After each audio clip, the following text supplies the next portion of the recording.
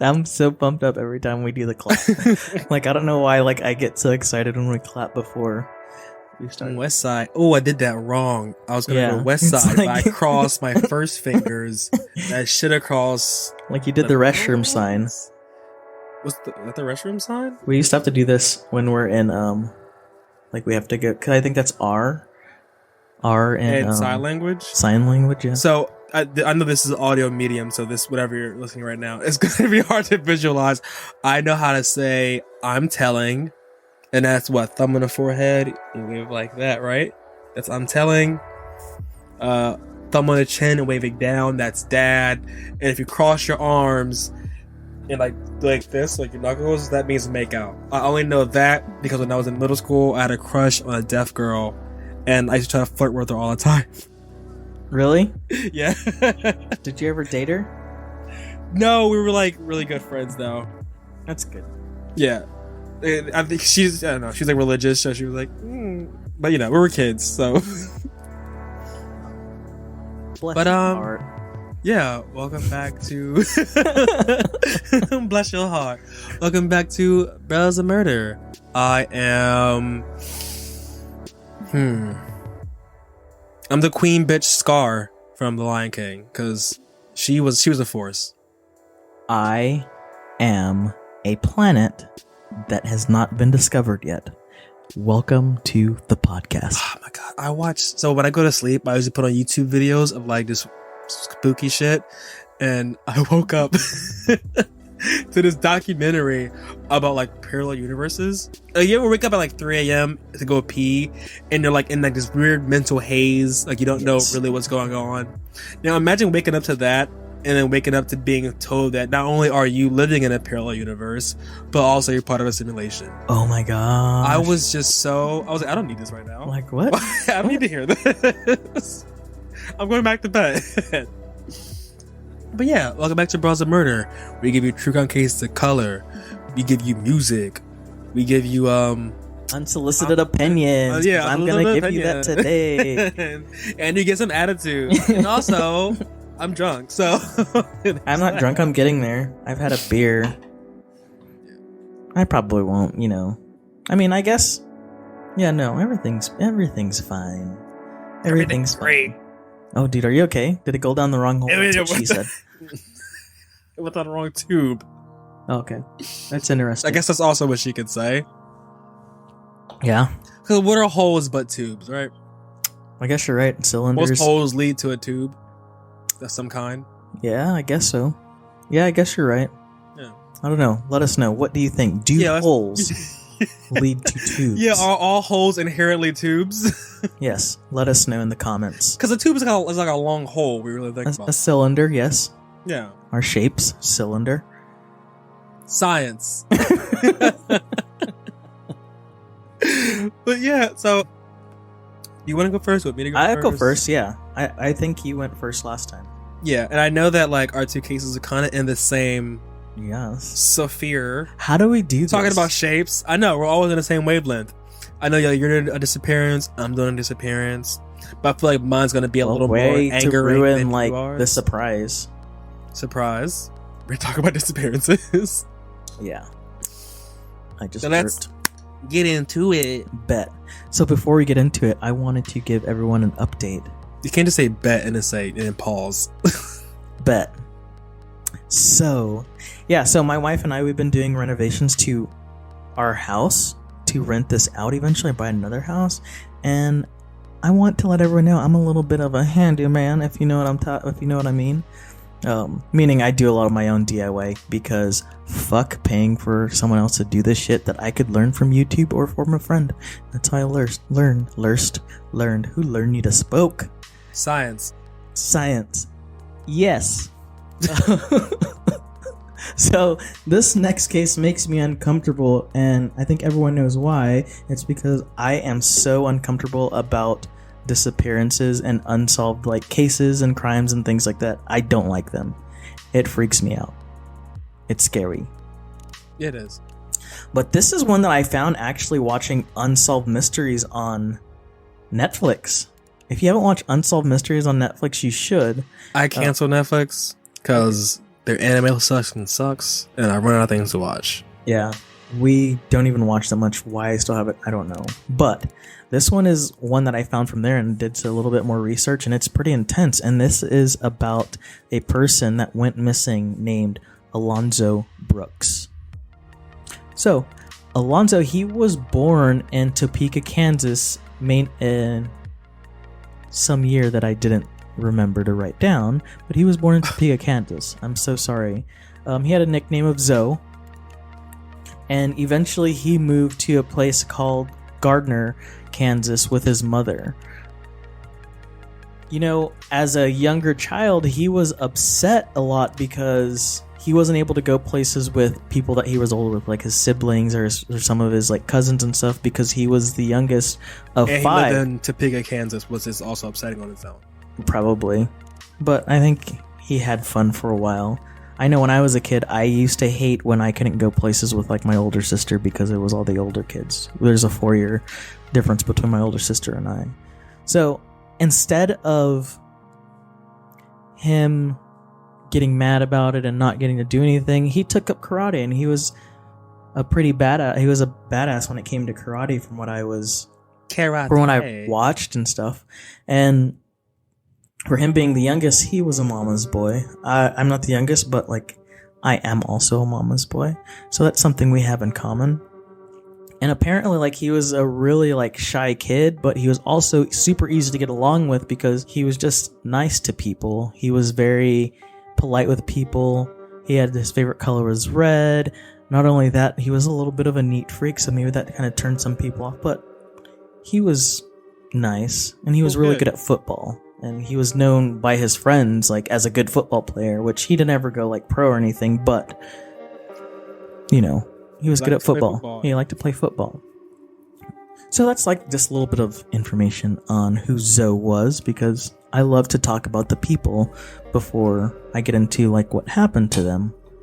So April 4th of 2004, he went out with his friends. He went to a party, which was unlike him because he never liked to party really. He was just more of a homebody, or like one of those little kickback things where you just hang out with a bunch of friends and like drink a little bit. Yeah. He agreed to go to a party with his friend Justin, and they all ended up, him and other people ended up meeting at this house, and it was more of like a spur of the moment kind of thing, so nothing was super planned. But prior to actually going to the party, his friend Justin noticed that he was wearing boots and they were tied super tight, and that was because his ankle was like hurt a week prior to this like party, and this is important to remember for later. So he rode with Justin to this party, and it was a good old country party, you know. It was in a small town called Lacing, and this town was so small that it only had a sheriff. And at the time, the house was supposedly an empty house, so it was like a rental property, or like they rented it for like a party or something, but it was just really weird. And it was also like an hour away from where he lived, again, it was in a small town of Kansas. Like, it had one no really grocery store, and like there was a gas station. So when they first like arrived to the party, the first thing like Alonzo said to everyone was like, "Who wants a beer?" Like, he's trying to turn up. He's like, "Let's fucking have some fun." He came ready to go. Yeah. And his friend stated that he seemed like a lot more outgoing that night from jump, like from rip. Like, I get it. You're from California. Yeah. from Ripbro. Like he seemed a lot more outgoing, but he was usually more reserved. They were having a good time, and he eventually had like an altercation with someone at the party. Some of the people at the party, no surprise, were racist because it was apparent since he was the only black person at the party. Been there. Yeah, I know. He also like received like some racial slurs like thrown at him, but also been there. Yeah. He was the kind of person though that when that happened, he's like, I don't fucking care, dude. Like, who cares? And like, I'm at that point too. Like, okay, I get it. Like, you sound ignorant as shit, but I could be Tyrone Bigsby too. Like, if you want me to, but I don't know how that's gonna work out. But whatever. So, while they're at the party, some of the friends ended up leaving and go to a different party, but he and Justin ended up staying. And eventually they both ran out of cigarettes, so Justin goes and grabs, like, he's like, oh, I'm gonna go and buy more smokes, like more cigarettes, which even though there's no fucking gas station in the area, like, he's gonna go do that. And on the way to get more cigarettes, he gets lost. Justin gets lost. So Justin called someone named Adam to give him Alonzo a ride home and was like, hey, just take him home. But the thing is, the next day, like, Alonzo never like went home. And we know this because like his mom got a phone call from like a friend asking if Alonzo made it home from the party, and he never did. They pretty much like started to panic because he always apparently came home. And so everyone, all of his friends, got together and tried to look for this dude and tried to find out what happened. There's a lot of friends that got together and went to the town of Gardner to like meet up and drove to where the party was. And they ended up just following Justin because Justin was the only person that knew where this house was, really. On the way there, they discover something super disturbing. They discover Zoe's boots and hat on the highway. Oh shit. Like spread out from each other. And while they were like searching the area, looking at the area, like a person on a 4-wheeler drove up and told them like they need to leave. But they also stated like they thought that there was like really weird stuff going on. Like they just felt like a lot of weird tension. So immediately the eye shifted to Justin. But Justin was like, hey, he was having a good time and he was fine when I left, but everyone was like, why the fuck would you leave him alone? Why would you leave him alone at a party where he knows no one that's like an hour away? Like, you don't do that. Hour away? It was an hour away from his home, yeah. Oh, no. He's the only black person in a white rural town that is racist. No. Don't leave your friends. If you go out with people, I know I should wait until the end to say this, but don't leave your friends. Stay with your friends. Insist. If you don't want to stay, I'm always like the dad at the group, so I'm always like, even I can be like a blackout drunk, but the people I came with, I'm always like, you good? Everyone good? Everyone check in, right? And that's how I can be sometime, unless I'm drinking. Then like I just laugh a lot. I got the squad check on deck. Yeah, no, unless I'm designated. Like if I'm designated, I'm like such a dick about it. I'm just like, no, we're fucking leaving. Let's go. Andre, pour your section on the beach out. We're leaving. Get in this car now. I'm not pouring it out. But get your feet off, Andre. Get your feet off. I don't know. I'm just going through scenarios. I don't know what your feet would be on, but yeah. So yeah, law enforcement really didn't do anything at the moment. They said that there's a 48-hour rule to rule out that he wasn't a runaway, to make sure that he was really missing. Kept saying, oh, he's going to turn up. But like he was walking around in a place that he didn't know without shoes on, and it was like raining when he went missing. Like who the fuck would do that? Even if you are drunk, like no. I've never done that, so I can't say. Yeah, but whatever. So, like, the law enforcement, they just made it seem like he just walked home. But remember what I said about his ankle? Yeah, his ankle was hurt, and they expected him to walk home without his boots on. And, I'm just calling horseshit, but whatever. Yeah. So, eventually, the KBI, which is the Kansas Bureau of Investigation, they get involved, and they're looking at it as he's a possible victim of a hate crime. There are no signs of him. It had been 3 weeks with no updates, and, like, there was nothing. So after about a month of waiting, the family gets super tired, and family and friends, they end up doing their own search party. And while they're out doing the search party near like the place that he went missing, they notice a white shed, and they're like, okay, yeah, we need to go to search that shed because it's just in the middle of this area. But on the way to the shed, Alonzo's body was found. Oh, shit. And this was May 1st, 2004, a month later. So yeah, he was missing, but he was eventually found. Do they know, like, how long he was dead? Like, no. It's really creepy because this is where the KBI and the FBI and the media get involved. And what happened there, the coroner, and the way that they found him on like this riverbank where like he would have been submerged in water. There's so many weird parallels between our cases. It's kind of crazy. Yeah. He was found there near water, like where they thought he was, like, you know. But the coroner found like no signs of foul play. There was no broken bones, nothing. So they labeled it as an undetermined death. The FBI think it was a hate crime.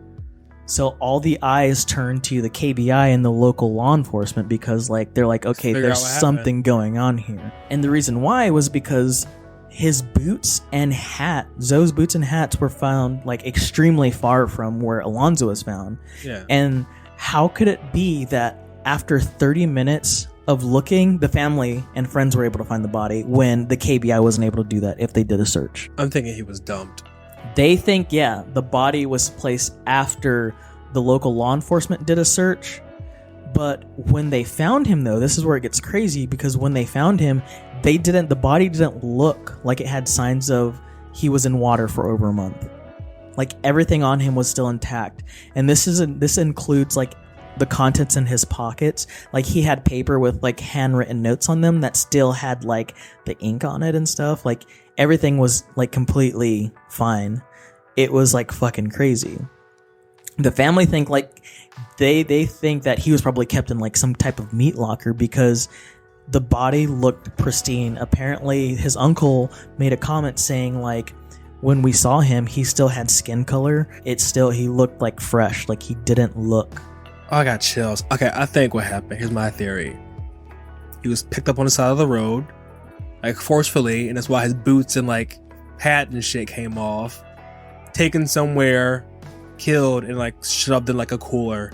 And then they waited to like dump his body because like for the heat to die down a little bit. Then dumped him off in the woods. Isn't that crazy? Like, I don't know. Like, I went to Reddit and like started to like read about there's stuff about it on Reddit, and like there are like a shit ton of different like theories, like including being set up by friends, them running away from the party, the whole town of Gardner knows what happened to him, but no one wants to say anything. But one thing that actually stood up as like possible was like there is a possibility that he was there and there was some white girl that he liked and like people there didn't like it.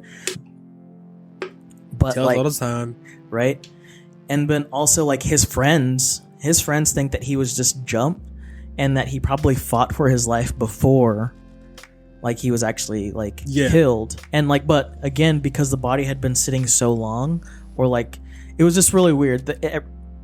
Everything just looked good on him. Yeah. Justin, the friend, he feels like it's his fault, and like he in the actual episode, like he was very remorseful because everyone had nothing but good things to say about him, about Zoe. And my last thing about it was March of last year, the KBI stated, which I'm pretty much just going to sum it up, that there is no evidence that Alonzo was a victim of a hate crime. So the case is closing, and that's it. They close the case, and they're not looking into it anymore. Well, the family is still like trying to figure out what's going on. Like they're still something fishy fucking went down. Yeah, it's fucking creepy, dude. I'm leaning to the theory that he got jumped on the fucking highway, fought back, was like killed and taken to store somewhere. I feel like it could have been like an interracial thing, just because like I know Melinda and I were in an interracial like marriage, and like we have had like comments and like stares And Well, it's 2020, well, it is a sin, so yeah, it is an abomination. If you don't read the Bible, Abomination, people. sorry to tell you, but you are going. That's my case. Well, again, like I said, there's some weird parallels to like my case, and I'm curious to see what your theory would be after hearing mine, because mine is Let's about go. Mitrice Richardson. So I'll go into her backstory a little bit. So now Mitrice was a young daughter of Latrice Staten and Michael Richardson. She was raised by her mother and stepfather, Larry Sutton, in California, over where you're at. In Covina, you know where that's at? I do know where Covina is. What part of California? I don't know. I'm just kidding. I don't know where Covina is. Okay. I think it's like Southern California, though. Okay. It's either Southern or like Central. Right. I'm from like Central, but I think everything where I'm at down is Southern? Southern, yeah. Okay. So now she obtained her bachelor's arts degree in psychology in 2008 from California State University. And then, she did it after graduating from South Hills High in West Covina, California. Does that sound familiar to you? I know Covina sounds familiar to me. Okay. So now Richardson was also an open lesbian, and at the time of her death had been dating a woman named Tessa Moon for about 2 years. And she had also competed in like beauty pageants and contests like that. Like she's kind of like your all-American SoCal girl. So now on the evening of September 16th, 2009, Richardson entered a parking lot of a restaurant in Malibu, and due to staff and patrons of the restaurant described her as being like really bizarre and her behavior being weird and stuff like that. And the fact that she also was unable to pay her dinner bill, which was like $89, the people at the restaurant called the cops on her. So now police show up and start asking her like, what's your deal? They made sure they did like a field sobriety test to make sure that she was sober, which she was. They determined that she was not intoxicated or under any influence of any type of substance, but she was still arrested on charges of suspicion of not paying for a meal. I didn't know that was a thing you could get charged with, but maybe it's like if you like dine and dash, which is so much fun. I've seen it happen, but like I'm too nervous to do it. Yeah, I know, me too. Like I feel bad because like they don't make much money either. Yeah. Like, so I don't want their table to. But apparently she was having issues paying, so she got charged on suspicion of not like because she didn't flee, she was still there, but to telling people that I don't have the $89. Yeah. And then also just kind of acting in a really bizarre way. And then she also was arrested for having a possession of less than an ounce of marijuana too. It's fucking weed. Can we legalize it everywhere already? Like. So now, according to arresting officers, upon her arrest, her phone, purse, and money were secured in her car, and her car was towed to the Pacific Coast Highway. So now Richardson was detained and booked at Malibu Lost Hills Sheriff Station, approximately like 10 miles or 16 kilometers for you non-Americans. Why can't it just be the same? I know, in Malibu County. Now, although Richardson's mother informed the station, well, like she called her mom, obviously, and her mom told the station that she's worried about her daughter's mental health because she has a bipolar disorder. And despite promises from the station's personnel that she would not be released, like they were like, we're going to release her in the morning. They were telling her like, hey, we're going to be fine. She's getting the hell for the night. We'll release her. Now, Richardson was released that morning, afternoon at 12:28 a.m. with no belongings, no means to call for assistance. And Stephen Whitmore, the spokesman of LA County Sheriff's Department, said that she was released from jail and exhibited no signs of, mental instability or intoxication. Like she seemed fine when she left. He said verbatim, she was fine. She's an adult. Like we just let her go. Now, several hours later at 6:30 a.m. the next day, she was seen in the backyard of a former news anchor, like just wandering around aimlessly. At a news anchor's house? Yeah. Bill Smith was his name. Very generic news anchor name. And like he opened his window, and said, hey, what like really happened in Covina this God, fuck, get out this guy. Sorry. Like, he opened the window and was like, hey, like, you good? You need help? And she said, yeah, I'm just resting. Give me a second. I'll leave. And he was like, okay. And then went back inside and called the police. Now, And this is this is after she was released from the prison. She never made it home. That's really weird because Covina's, it's like, I'm pretty sure it's LA. So it's like a city area. Yeah, like, so Covina, yeah.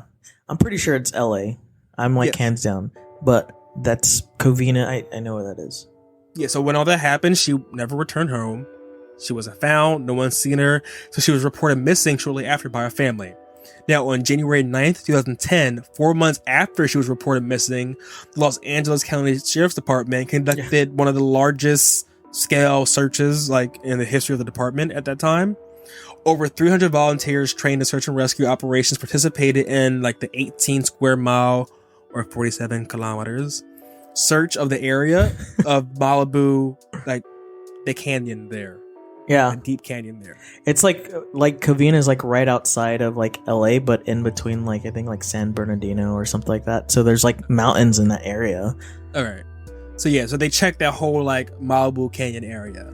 And the search included both air and ground searches of creeks, trails, and ridges. And Richardson was not found during that first. Now, Mitrice, almost because their names are kind of spelled similar. Mitrice Doughboy, father of a slain teenager Amber Doughboy, assisted the Richardson's family in the 2-day search, kind of just out of sympathy because he also lost a daughter. So he was like, I want someone else. I know how it feels. I'm going to help this family and be there for them. And on June 5th and June 6th, he went out there to help them out.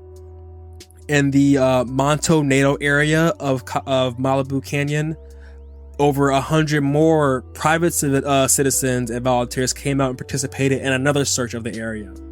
So now, although Richardson's remains were not discovered, searches made, like, they found racially motivated, like, racist shit spray painted throughout the canyons. Like, what? Offensive graffiti, like, sexual shit, just, like, really fucked up shit, like, fresh shit in this canyon. What year was this? 2010. Okay, I'm just gonna throw this out there. California is low-key racist. I've heard stories. Yeah, like, because being like born and raised there, I will say California is low-key racist, but they smile in their face when they're doing it. Yeah, so now as they're like combing through the area, they see all this like racist fucked up shit spray painted in the canyons. The graffiti was freshly painted, and there's still paint cans and brushes like laying around as evidence of the scene, so they knew that it wasn't like there for a while, like this was fresh shit. Now, the creek bed in Malibu Canyon was where Richardson's naked, mummified remains were eventually discovered, next to a 21-acre like field ranch. Mummified? Mummified. Bitch. Like she was there for a minute. And it was found next to this ranch that was known for porn production. Oh. And I also want to add that her underwear was found like away from her body. But she was mummified. She was mummified, but her underwear was still there, like also like obviously decayed a little bit or like fucked up, but it was clearly her underwear that was there near her body, like off of her. So it was a very secluded and like it was near like a secluded and like distant like creek bed, like kind of like a fucking hidey spot. Is that your dog? No, it's my cat. I'm sorry, everyone, if you could hear my cat eating. We have a feeder, like a tree they have to reach into to pull it down, because one of my cats, she's so fucking fat, and, like, she throws up her food. And, like, we have to feed her this way, but she's learned how to, like, just fucking, boom, knock it down so she could get all the food that she wants. Sorry. Yeah. So back to it. So that her body was discovered, and the detectives on the case removed her body against the orders of the coroner. Like, when they reported it up, the coroner said, leave her there. Don't touch her. But the officers on the scene did it anyway. Disturbed her body. Yeah. So now, clean this off really quick. After they started like interviewing the area, and the residents reportedly heard screams in that area several nights after her initial disappearance. Her death was deemed not to be a homicide, and they said there was no foul play. Bitch. Which, tell me how there's no foul play when a woman who's released from police custody is found dead, mummified, with no underwear on, in a creek bed. How long? They didn't say how long. They didn't say how long she had gone missing, from when she went missing to when they found? Oh no, she was missing for months. I don't think that a body, if we think about it like with science, Science. If you think about science and like decomposition, I don't think that it would mummify within months, especially if there's no like, if there's nothing added to the body to keep or to like dehydrate it. I'm saying mummify is more of like an adjective. Like it was a very decayed body. Okay. I thought I was like a dry body. That's what I thought of it as. It's like a very decayed, decrepit body exposed to the elements over, and it's hot. You know. Yeah. So now the Richardson's family had filed several lawsuits against the Los Angeles, Sheriff's Department for releasing her from jail, even though they claimed she wasn't experiencing any type of, like they said she was lucid. And the family are saying she had severe bipolar disorder. We told you that before you released her. Like we said, hey, let us know when you're going to release her because we're worried about her mental health. And they didn't do that. And in 2011, her parents, who had sued separately, were awarded $450,000 each. So obviously there's some validity to that. Now, the girlfriend, Tess Moon, refuses claims that she had any type of mental illness. They said that she never showed signs of a mental illness or told her anything, blah, blah, blah. But it's like, y'all was dating for 2 years. You're not going to know her full extent of her mental health, especially if she like doesn't disclose it, because not everyone's going to disclose that they have certain type of mental illnesses. But you're like, you didn't need to add that in. You didn't need to tell me about that. So now the Richardson's family also asked the California Attorney General's office to review the sheriff's office handling of the case. In November 2015, after reviewing 500 pages of documents sent with the request, the Office of California, like the Attorney General, who was Kamala Harris at the time. Interesting. Everyone has feelings about her. But she replied that it had not. She ain't that black. Sorry. She replied that they had not found any grounds of criminal charges against the sheriff's department. The Attorney General office also found no evidence that the sheriff's office had mishandled the Richardson's family's complaint against them. Like they just said they didn't do anything wrong. However, in January 2016, the California General Attorney's Office backtracked itself and announced it was beginning a criminal investigation on the case. Fast forward to December 30th, 2016, the California Attorney General's office concluded that there was insufficient evidence to support criminal processes. And maybe because like it's been 6 years at that point. Yeah. So any evidence that there could have been has probably been destroyed. Yeah. So yeah, that's the fucked up case of Mitrice Richardson. Why can't we? What do you think happened? I think she was murdered, and I think like she was probably taken. Maybe if she was off of medication or she wasn't on her meds or whatever. That was super redundant. So she was off her medication, and she may have not been in the right mind, depending on like the type of medication that she was taking. Maybe she was like just snatched up or just knocked out, or when she got the cops called on her about like being in that reporter's house or whatever, if she fled and then just ran into someone like, oh, why are you running? Because I was doing this, and like gave her a nice wallop on her head and took her up to the mountains and like had their way and like left her. But I don't know, because if they did a search, an 18-mile radius search, I don't know how far that is from where she was last seen, but I don't know. 18-mile radius from where? The middle of West Covina? Or I saw one theory that I thought was crazy. It was like, all right, it was another theory on Reddit that she was like, wandering around kind of in a daze, came across that fucking porn ranch, and something happened to her there, and then they dumped her body. Like when a search started concluding, they kind of waited for the heat to die down, then dumped her body when they thought it was safe in the canyon. Yeah, that's pretty scary though. Like I don't like that. No, it's terrifying, and like there's just no answers to what the fuck happened. I think, all right, if you arrested somebody, you're gonna release them, and their family is like, hey, they're not going to be in the right state of mind. They're not in the right state of mind. Just let us know when you're releasing them so we can pick them up. Like, don't just let them walk off by themselves. The least you can do is give a phone call to the family and let them know that, hey, we're about to release your daughter. Come pick her up. Yeah. Why would you let anyone just wander off? Like, give them a phone call for a ride. What the fuck? Yeah, I guess they don't give a fuck, dude. Because they released her with no way for her to call someone for a ride. Yeah. Which is why she just started walking. And if it was hot in like Southern California, like it gets brutal, dude. Dehydration can make you delirious. And it can make you super irritable. And that can make sense of why she just like walked into that dude's backyard. Was like, hey, I'm just resting. I need a break. Like, chill the fuck out, dude. Like, no one's gonna take your nice like property from you. Like, it's hot as balls out here. Well, that was my case. And I guess we were both on the same like disappearance wave thing. Yeah. Which like happens often. It's really scary too. I don't like that. Like, you just go missing and then you're found dead. If you go to sleep a lot and wake up dead? Yeah. If you even like get found. Yeah, at that. Like, yo, I share my location with my wife and like a couple other friends just in case something happens to me.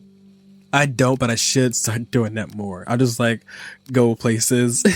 People are like, hey, where you at? I'm like, mind your fucking business. But you know what? Maybe I should start telling people where I'm going. Yeah. Maybe. Maybe not. If you don't want to be found, then don't get found. I still do fantasize a lot about just like going off the grid one day. I'm gonna do it one day. Yeah, I'm gonna do it one day. Anyway, that's all I got. Well, that's all I have too. Yeah, so hey, check us out every Thursday on Gitbo, get the Facebook page for that sweet live stream. If you want to donate to us, check out the links and go to Red Circle, donate to us. You want to subscribe for exclusive content, you can do that too. Give us a fucking review wherever you listen to it. That'd be nice. Yeah. Even if it's negative. I'm a big boy. I can handle criticism. I can. I can't. No, I'm really sensitive too. but yeah. Hope you enjoy the music. That's all I got. Battle. I hope you enjoy the music. I have nothing more but than to say enjoy the music, and thank you for listening today to our episode. Yeah. So bye. See yas. And my laptop's on 11%. Hell yeah.